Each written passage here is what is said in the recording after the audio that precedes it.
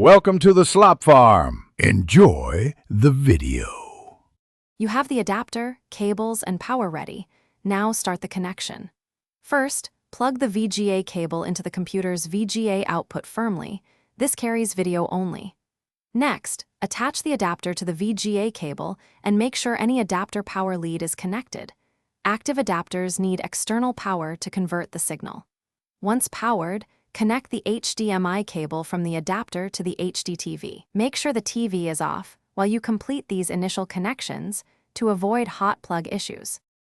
Once done connecting cables, power on the Hdtv and then the computer so the devices can negotiate a signal. On the PC, open Display Settings and choose Duplicate or Extend based on your goal. Duplicate mirrors. Extend creates a second screen. Set the resolution to the Hdtv native value, often 1920x 1080, or a safe fallback like 1024x 768 if you see no image. Also confirm refresh rate is supported by the adapter and TV.